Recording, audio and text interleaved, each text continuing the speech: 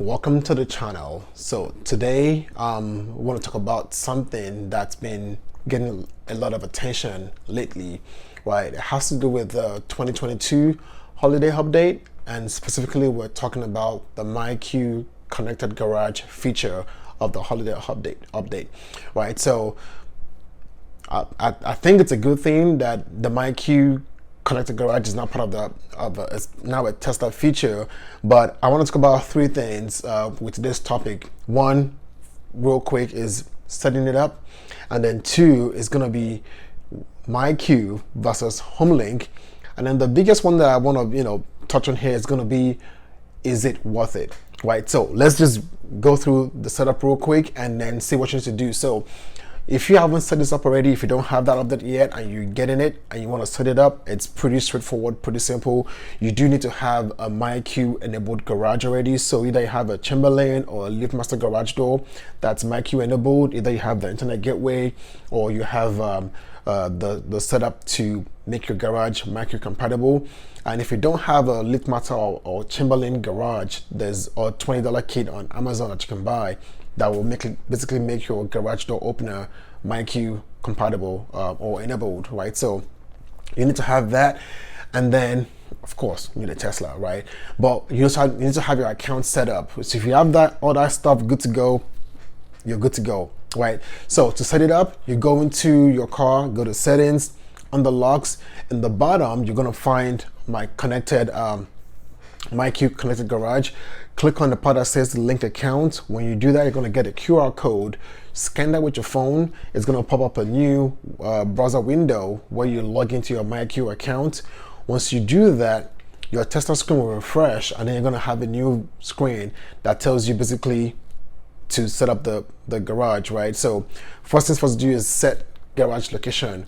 When you're doing this, I'm going to recommend, if possible, be in your garage, right, under the garage door opener. And I say this because I've seen cases where people are reporting the garage door closing down sooner. Now, I don't know the reason why, but I'm thinking if you set up the garage door opener in your driveway and you set location in your driveway, it's using that precise location as your location, and so if it's a little bit off from your garage door opener, it might trigger it open sooner or later. And I don't know, this is just my thinking. So my recommendation is be in your garage as close as possible to your garage door opener when you do that first step of setting garage location, right? So once you set garage location, it knows where you are. From there, you set your auto close or auto open distance, right? So I think you got up to, you can change that. I have my set to 60 feet.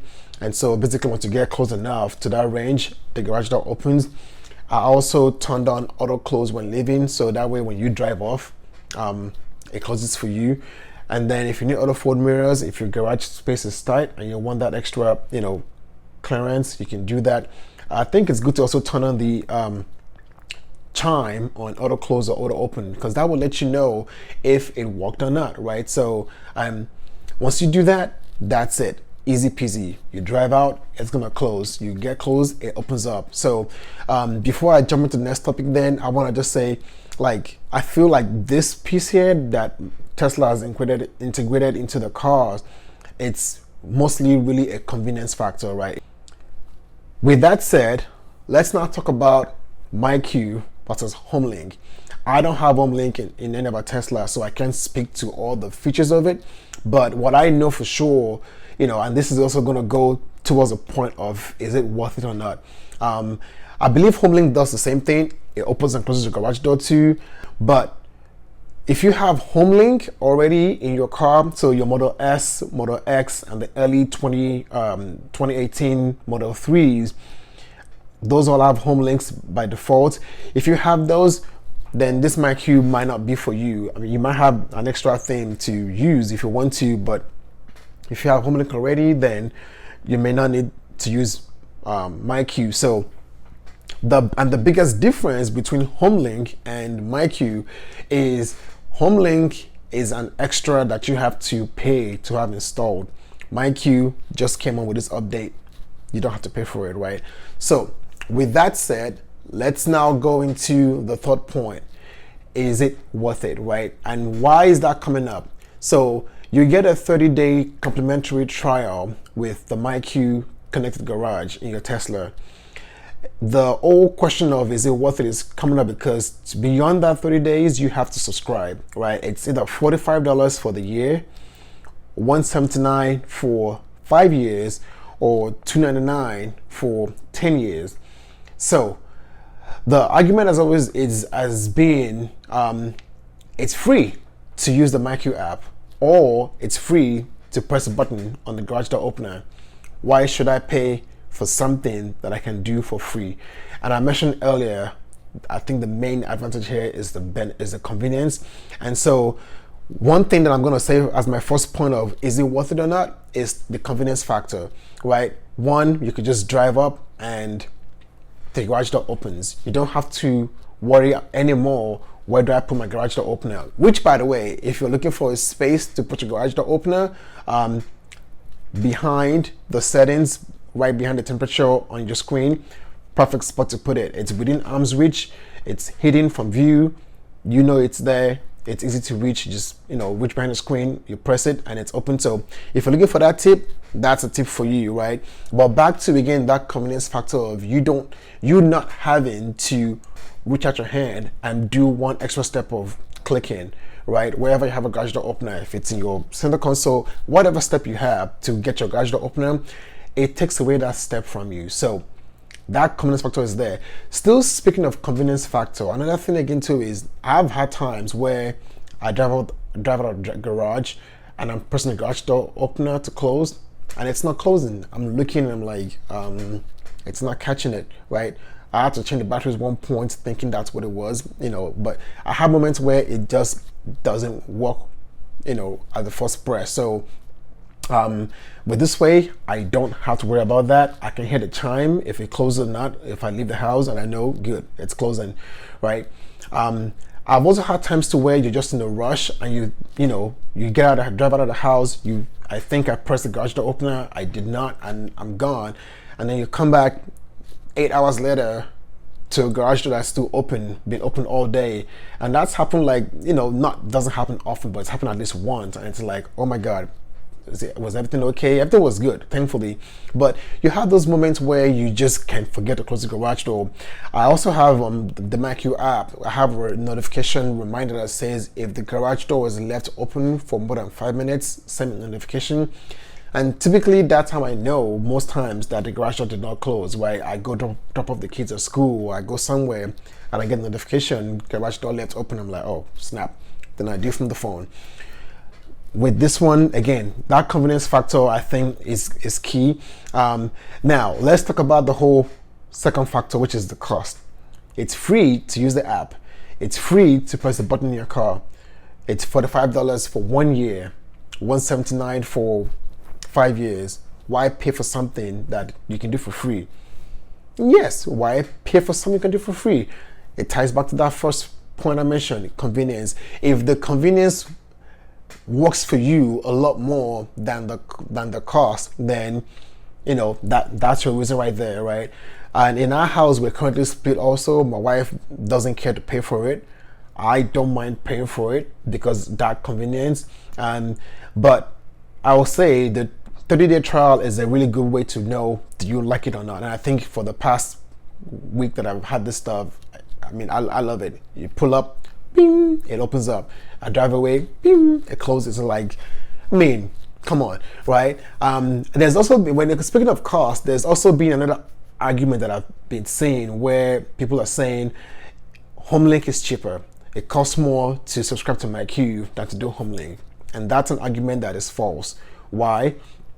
Homelink costs $350 to install. Let's say you do the 5-year subscription for MyQ. Let's just call it 180 instead of 179 or 180. $350 to install Homelink one time, and it's with the car for life of the car, right? 180 for 5 years of MyQ.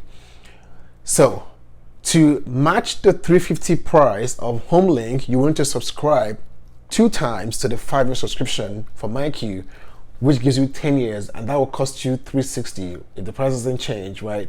Which, if you're going to do 10 years, you might as well do the $300 version for 10 years, right? So $360 of 2 to 5 year subscriptions is what is giving you one Homelink purchase, right? Question I'm gonna pose out there is, what are the chances of you having your Tesla more than 5 years? It's an electric vehicle. The battery is only warranted for 8 years. So most likely people are not gonna hold the car 10 years. Not saying that you can't. Most likely probably will not. People will probably change the car before that end of the battery warranty. So if you're gonna have the car for 5 years and you pay $180 for the 5-year subscription, compared to paying $350 for Homelink, and then the biggest part that I'm gonna say here, which is the biggest argument for me for Homelink, is if you have multiple Teslas that you are using the MyQ Connected Garage for, with Homelink, it's $350 per car. You can't share Homelink between two cars. Each car has to have the module installed on it. With MyQ, you have that one subscription and you can link, I don't know how many cars, I think I've seen 3, I've seen 5, I'm not sure, but I know you can link multiple cars to the same MyQ account. So in our house, we have 2 Teslas. We have one MyQ account that is in both cars.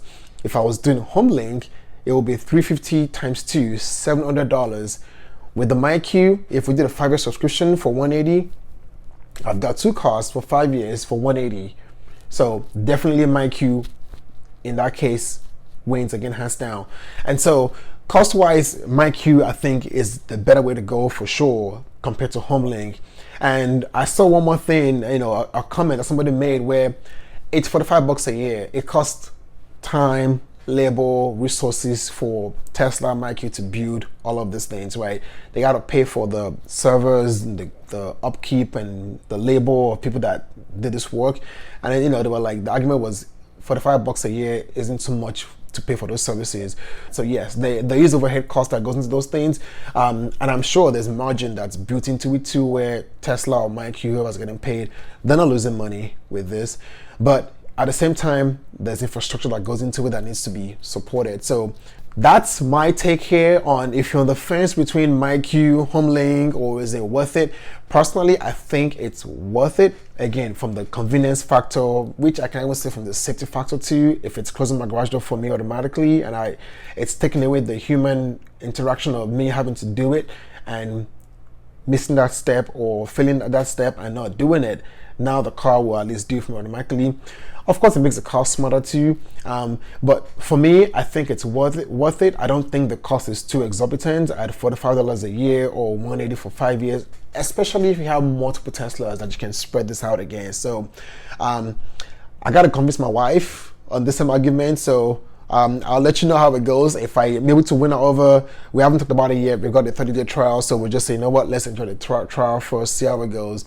I think she's gonna come over anyway, and she's enjoying it too. She enjoys pulling up, open, pull away, close it. So I mean, that by itself, it's selling the product. So that's my take on it. I hope the setup and this discussion has helped somebody to be able to make a decision, or just have another viewpoint, or just more facts for you to consider if you are planning to. So hopefully it's helped, and as always, thank you all for always being here. I appreciate you all. I hope you guys are all staying safe in this cold December. Thank you, and we'll see you next time.